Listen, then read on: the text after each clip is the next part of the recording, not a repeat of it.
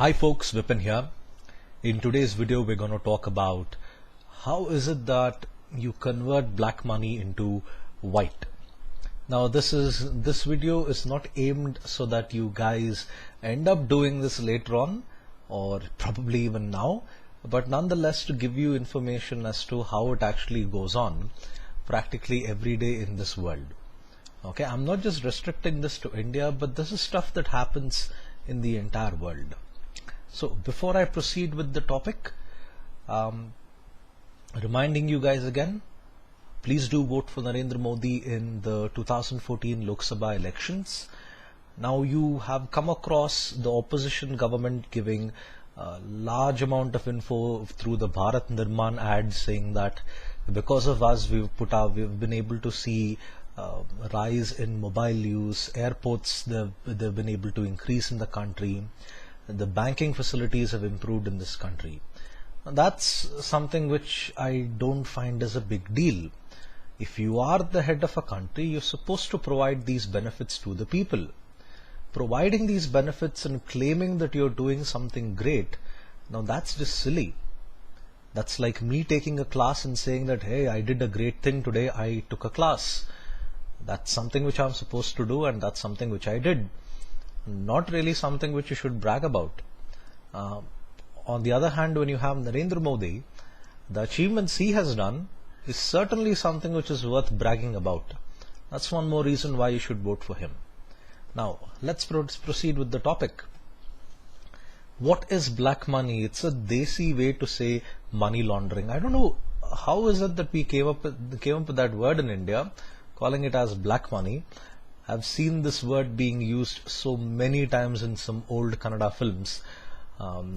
Each time they talk about smuggling or each time they talk about a corrupt politician, they always go about mentioning black money in this. Now, black money is just another word for laundered money. Okay. Now, what is meant by money laundering? Money laundering is a procedure wherein you take money from sources which are not defined and make it look like as if this money is in fact very, very legitimate. Now, I'll show you an example on what could happen here. Now, let's say my good friend Yashveer decides to give me a certain amount of cash because let's assume I catered for his wedding. Okay, I catered his wedding and in fact he's paid me for it. He pays me rupees 1 crore as cash for the work that I've done. Now, I've received this large amount of money in terms of cash from Yashveer, and now comes the problem in managing this. If you have a large amount of cash like 1 crore, it makes it very, very difficult to keep it in one particular location. So what I've done very cleverly is I end up making deposits into multiple bank accounts. Okay, I make deposits into multiple bank accounts. So the 1 crore, I end up dividing this into many, many bank accounts. Okay, I've given just 3 here, but when people actually launder money, they deposit that money into like 5, say 10, maybe 15 different accounts. They end up doing this. Now remember that the money where you the accounts where you deposit, the money might be yours, but the account holder may not necessarily be you. That's one of the reasons why in many cases if a person is caught for committing such an offense, they show that the assets in his wife's name is several lakhs or several crores. The assets in his sister's name is in so many amount of crores. His brother's name is in so many amount of crores. That happens because if you have got so much of cash and you want to distribute into multiple locations, the first thing you would do is choose your relatives and use their bank accounts to deposit that cash if you don't have any of your own. Okay, so this is what you do first.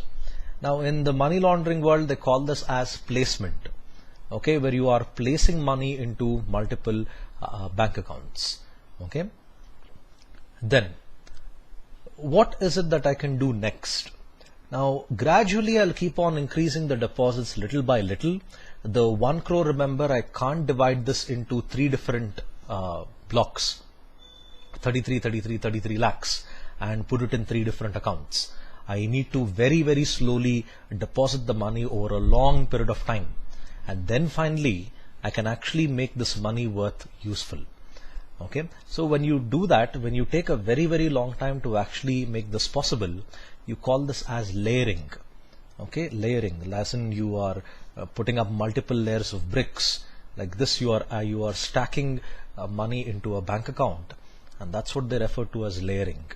And once layering has been done, the next thing that you would do would be integration. Integration means you start removing that money and start adding this into places where it can no longer be tracked. Now, the one common thing you would do is you would spend this money. Say you would go buy yourself a television, or if you are Srisant, you would end up buying a BlackBerry Z10. Oh, I'm sorry, I can't stop giggling when I hear a person say that they bought a BlackBerry. So you could end up buying a BlackBerry Z10, or you could buy several lakhs worth of clothes. It's up to you. You could do whatever you want with this. Now remember, when the money has been set in an account, gradually over a period of time, the bank doesn't really ask you this question: how did you accumulate a large amount of money like that? This could take months, this could take years for this to actually happen. Layering is one of those lengthy phases that you come across. Okay? And then when you spend this money, let's say I use this money to buy a large amount of clothes and merchandise from one of the best stores there is, Decathlon. If I buy all that from Decathlon, the Decathlon owner is not going to ask me any questions. He's not going to ask me, where did you get this money from? I'm giving him good business. He would be extremely happy if I actually did this. I could buy gold. I could buy televisions. I could buy another graphic card. So I could do anything I want with this. And that's where the integration happens. The money which was previously illegal and coming from a source which cannot be determined, now it's gone into a place where it cannot be found at all. Now I say that the money I got happened to be illegal because I did not bother to issue a receipt to my friend Yashvir saying that thank you, you paid me and this is a bill to show you that you have actually paid this. If I take it by cash, it's a nice way to say that I've not really recorded this transaction and I could do anything I want with this. And the next thing I do, deposit in multiple bank accounts and then slowly increase the deposits and let it accumulate to a particular amount, and then I would start spending this and I can spend it on whatever I want. And now here is a little bit more trickier part. What if I have laundered crores of rupees worth together? Now imagine if I have a large amount of money, I can't really keep shopping non-stop, right? I mean, how much can I actually fill up in my home? It's very, very risky to do that. I'd be running out of space at home, and that could make a lot of people suspicious. This is why people end up investing this money in the stock market. Now, if you look at it here, I've mentioned that I've made deposits in banks and I've used this money over a course of time to buy securities in the stock market. The stock market is one of the most favorite places for any money launderer to in fact convert his black money into white. Now I say this because the choices of products in the stock market is pretty vast. Now let's say you have 50,000 rupees worth of laundered money. Okay, the source cannot be determined. Now if you want to get rid of this in the stock market instantly, the first thing you can do here is end up buying approximately 20 grams of gold. You could buy this, minimum is 10, you could put in another 10k and you could end up buying about 20 grams of gold.